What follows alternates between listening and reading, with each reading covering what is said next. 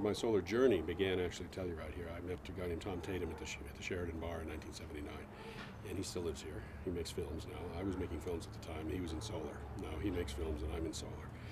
We switched careers somewhere along the line. But I met him. He had just been appointed by President Carter. He was from Georgia, and he'd helped President Carter become governor of Georgia and a good friend of the Carter. And then when Carter was president, he brought him in to the Department of Energy, to the Office of Solar and Conservation Department and office. And he needed a guy to help him with public relations and speech writing and communications. And a mutual friend of ours who happened to be the Treasurer of Colorado, Sam Brown, said, well, if you're in Telluride, look up Williams and maybe he'll work for you. So here I was having a glorious life out here, and he dragged me back to Washington on a 2-year contract to work for the Department of Energy, including 1980, which is the hottest year ever in the history of Washington, even to this day. Never been hotter. And I said, I wouldn't live in Washington for $1 million, so now I live in Washington.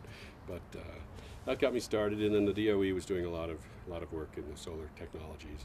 Photovoltaics wasn't ripe yet. It was still expensive, but it was a dream. It was like, wow, this is pretty sexy, converting sunlight to electricity. Let's see about making that happen. We worked on energy efficiency and energy conservation, and that's how it all started, and then followed on from there.